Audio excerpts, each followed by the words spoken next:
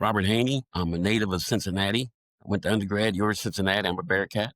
I graduated with a BS in chemistry, and I came to Cleveland to go to graduate school back in 1967. But one of the things that really surprised me was Case Western was in the inner city.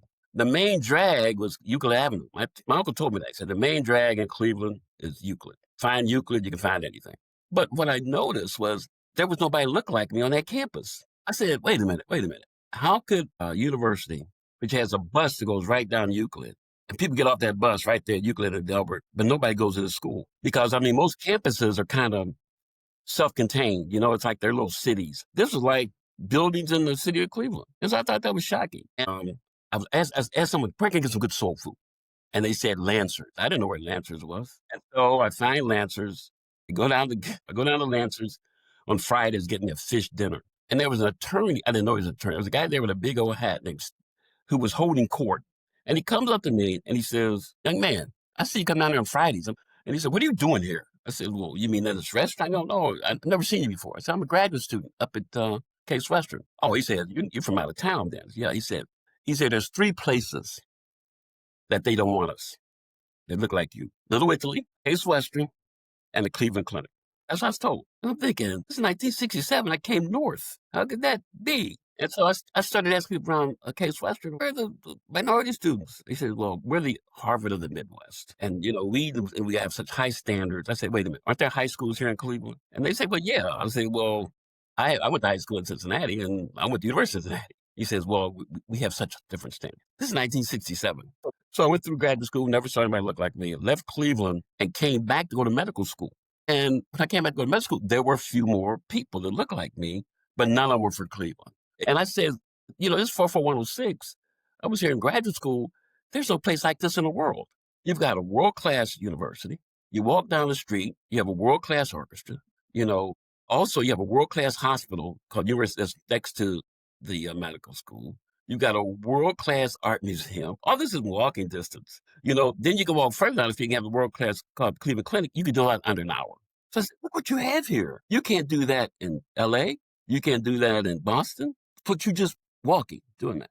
So I went to the high schools and I started doing little talks to try to get folks interested in coming here to our undergrad, because our leading admitter to our medical school was Case undergrad. I wasn't very successful. Then the CEO of Cleveland Metropolitan School District designed specialty schools. And she said, I'm going to make John Hay 3 schools in one. And the way you get in these schools is an application process. The parents have to be involved. There's a lot of stuff you have to do to get into these specialty schools to see if we can take kids from the city of Cleveland and get them into professional schools and undergrad schools. So one of the schools was called Cleveland School of Science and Medicine. So the dean of the med school back in 2006 said, Bob, I want you to go over there and work with those kids at the School of Science and Medicine. Let's get them into Case Med School. I went over to speak with the principal, and he says, is this about a grant? He said, all you folks always come over here when you want to put our name on something to get some money. I said, there's no way I would come here based on money. There's wants, needs, and cans. What do you want? What do you absolutely need? And what can we afford not to do? And if you want to start pipelines, you got to first build bridges. So I call it bridges before pipelines. I said, so we'll come over here. We'll have your students come to the med school. They'll get to know us. We'll get to know them. And maybe we can cultivate a pipeline. So I said, well, if we can get this pipeline going through John Hay School of Science and Medicine, I says, maybe we can increase those numbers. Well, there's the 2 C's, cash and commitment. If cash comes before commitment, once the cash runs out, the commitment ends, right? If commitment comes before cash, it's open. It has nothing to do with longevity, that you will have longevity. So I started to think of the Robbins Bridge. Dean Robbins was the dean of the med school when I came here to go to medical school. And he's the reason that we don't have polio. He isolated polio virus in tissue culture while he was at Boston Children's Hospital. And he and I became very, very good friends, because how do you do that? He had a Nobel Prize in 1954. No GC mass spec, no PCR. I said, Dr. Robbins, how do you do it? He said, first is the commitment. I said, okay. He said, these kids were being paralyzed. They were dying. They were in iron lungs, distractor frames on their legs. He says, Bob, we got to do more for the communities. That's what he said to me when I was a medical student. We got to do more for the communities. All right. And so, so to fast forward that, when School of Science and Medicine opened, the dean sent me over to Ralph Horowitz to sit on the board of Science and Medicine, because my whole charge was, can I get a student from CMSD into the med school. So I got a call from the Joan C Foundation. It's unbelievable. I met Brian McDonald. He says, I heard you have a program. This really, so the commitment came before any cash, right? So I heard you have a program. I said, it was brand new.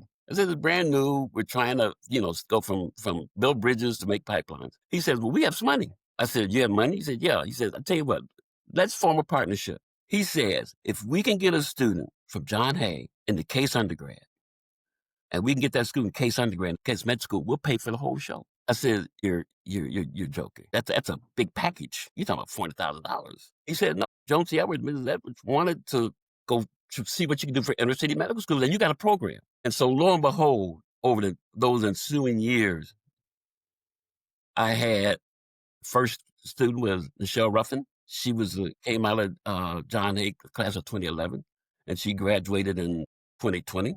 Then I had Wahib Jamal, all right, and he's now finished up pediatric rainbows in practice. Then I had Nicola Bamani, who's doing GYN in Pennsylvania. So I've got, wait a minute, that's all from 2020 to 2025. Already I got these things. So look, from 1990, we had nothing. The dry zone. And it just goes to show you that you can take kids from the city of Cleveland, put them in the best environment with the best teachers and family support.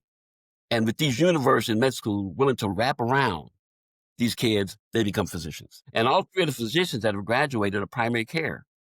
I mean, yeah, family medicine, pediatrics, OBGYN. So that the average graduating debt burden of a Case Reserve School of Medicine student is close to $300,000. So that means, do you want to do primary care? Because those three are primary care areas: OB, peds, and family medicine. Some days no. Or would you want to go into orthopedics, emergency medicine, neurosurgery? That's a huge debt burden. And so many of our students don't want it. They don't want to go to the primary care areas. So we said, unless we start setting this scholarship, is we want the students to say, we want you to pick what you want to go into, but we don't want debt burden to be the determining factor. If one of our John Hay, John Edwards, Joan C. Edwards scholars decides to become a neurosurgeon, I don't have a problem with that. I mean, that's what you want to do, because in medicine, you go into what's in your heart, what you want to do. But money shouldn't be the issue. It should not be the issue. And these students wanted to give back, because I think it gives hope that when these kids, if you say a kid from CMSD is now on the faculty of Penn, I think that it's like, what? Are you kidding me?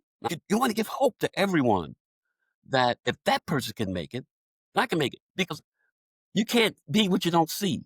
You need to see it. I'm going to tell you, the one thing I'm most proud of in my career is what I've done with the John Hay School of Science Medicine, because I know people say it couldn't be done. They're not going to be able to come to Case undergrad. These kids come from Case from all over the world. They've had a much better exposure from birth to coming to an undergrad school than a lot of our students have. But it shows that they can do it.